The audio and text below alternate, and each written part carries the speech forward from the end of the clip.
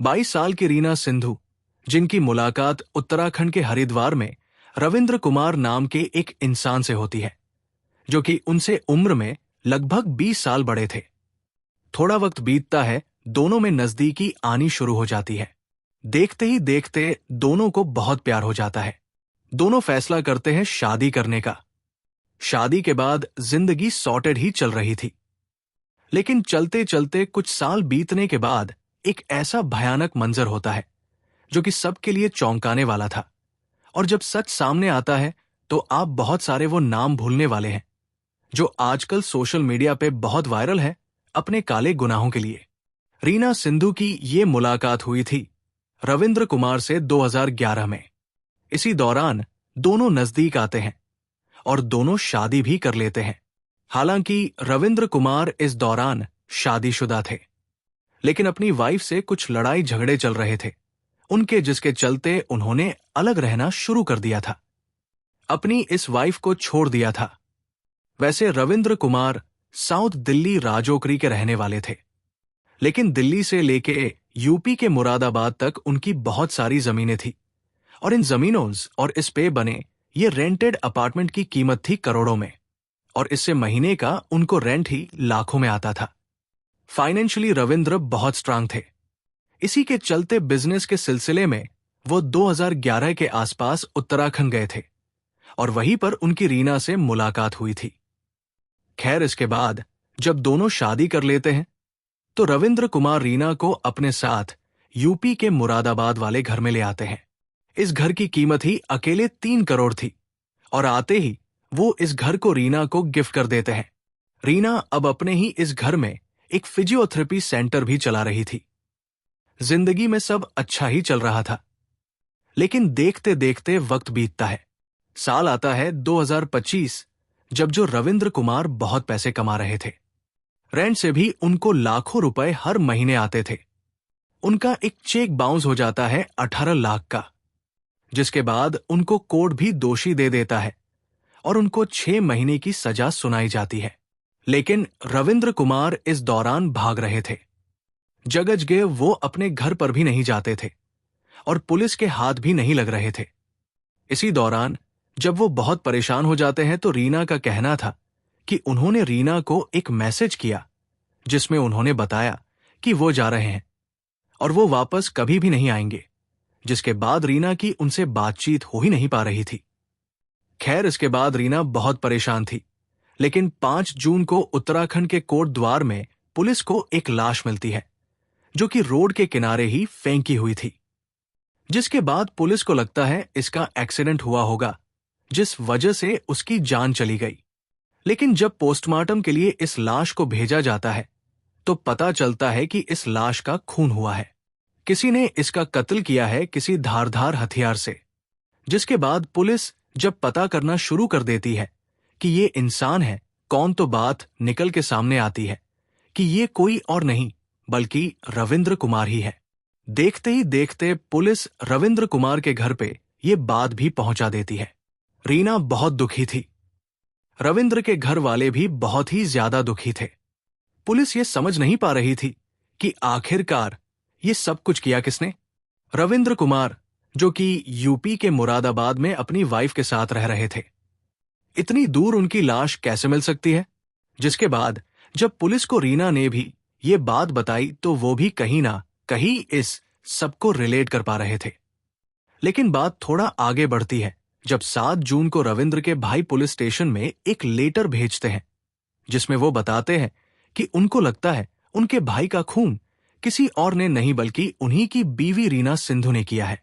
अब ये नहीं समझ आ रहा था कि आखिरकार उनको इस चीज का शक क्यों था, क्यों वो पुलिस वालों को ये बता रहे थे। जिसके बाद पुलिस तफ्तीश में जुड़ जाती है और वो सीसीटीवी फुटेजेस चेक करना शुरू कर देते हैं कोट द्वार की, जहां पे ये लाश मिली थी। थोड़ी ही देर में पुलिस के हाथ कुछ लगता है। ये फुटेज थी 1 जून की, जिसमें रविंद्र कुमार की कार इसी एरिया में घूम रही थी जहां पे उनकी लाश मिली थी। जब पुलिस इस फुटेज को बहुत अच्छे से देखते हैं, जूम करके देखते हैं, तो उनको देखने को मिलता है इस गाड़ी को ड्राइव कौन कर रहा है ये वो नहीं समझ पा रहे थे। लेकिन दूसरी तरफ एक औरत बैठी हुई थी।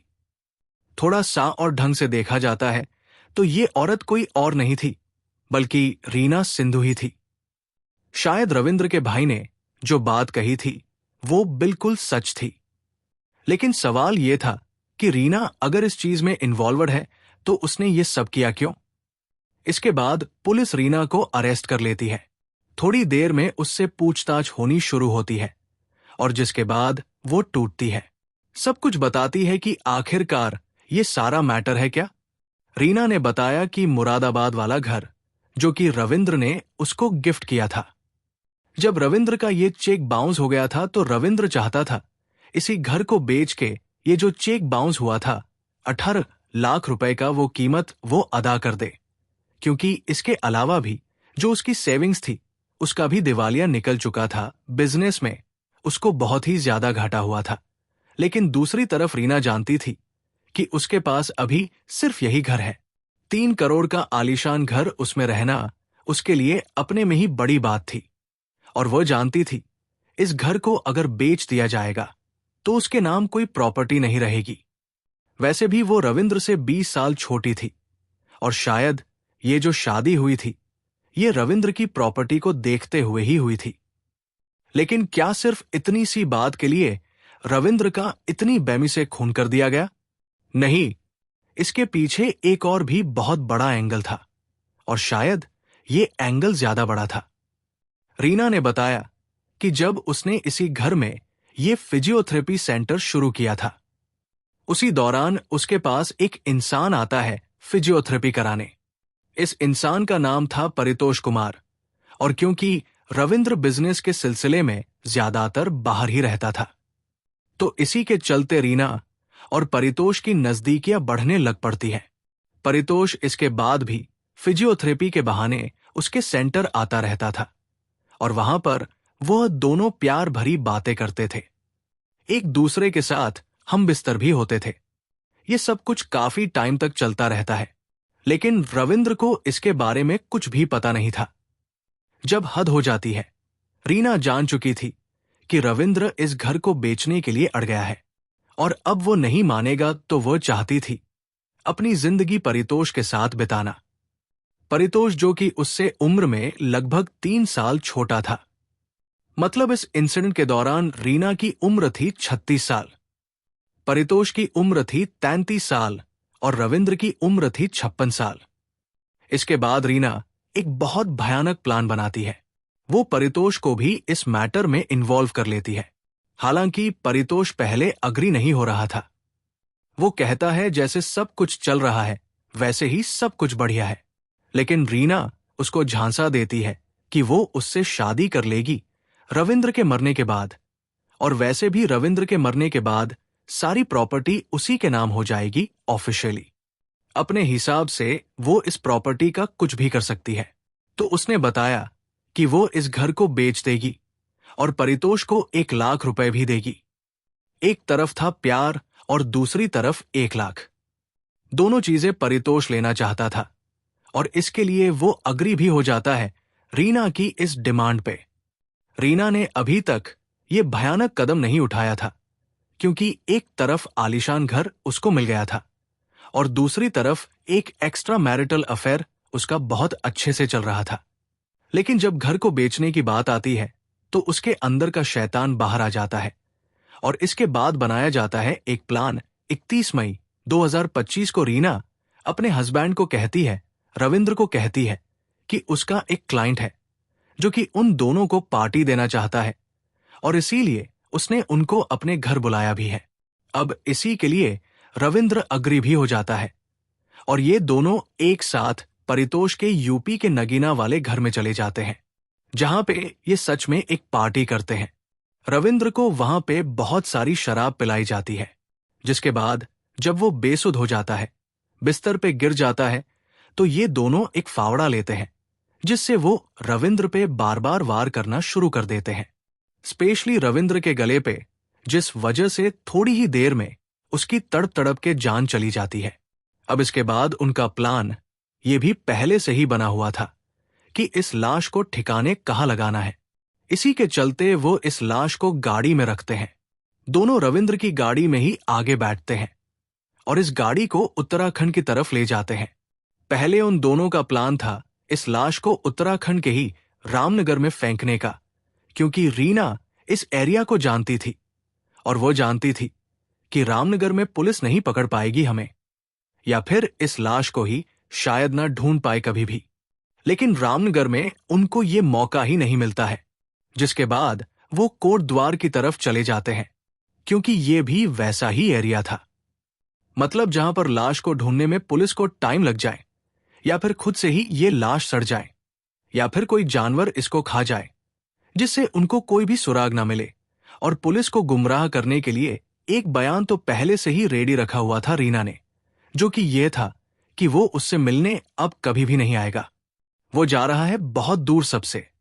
खैर, उन्होंने पूरी कोशिश की थी हर तरह से कि पुलिस उनको किसी भी तरह से पकड़ ना पाए।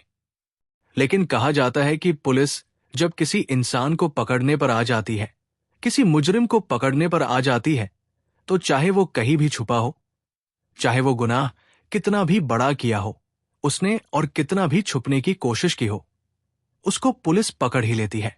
ऐसा ही इस मामले में भी हमें नजर आता है। परितोष को भी अरेस्ट कर लिया जाता है, रीना को भी अरेस्ट कर लिया जाता है। लेकिन हालांकि बहुत सारे केसेस की तरह हमारी कंट्री में ये केस भी अभी ट्रायल पे है, वर्डिक्ट आना भी बाकी है। लेकिन एक बात यहां से क्लियर होती है कि चाहे आपकी शादी को कितने ही साल क्यों ना हो जाए, अगर दिल में चोर हो तो वो कभी ना कभी बाहर आ ही जाता है। जैसे इस मामले में रीना सिंधु का आता है और उसने परितोष की जिंदगी भी खराब की, अपनी जिंदगी भी खराब की और एक ऐसे इंसान की जान ले ली जिसका इस सब से कुछ लेना देना ही नहीं था। यहां पे इस तरह के इंसिडेंट्स को शेयर करने से हमारा मतलब किसी की भावनाओं को ठेस पहुंचाना नहीं होता, बल्कि हम चाहते हैं कि जितने भी लोग हैं इस दुनिया में उनको क्लैरिटी रहे कि अगर इंसान एक तरह के साइन दे रहा है तो वो किस तरफ अपने आप को लेके जाना चाहता है। आई रियली होप आप अपना ध्यान रखेंगे। See you next time in the next video. Bye bye.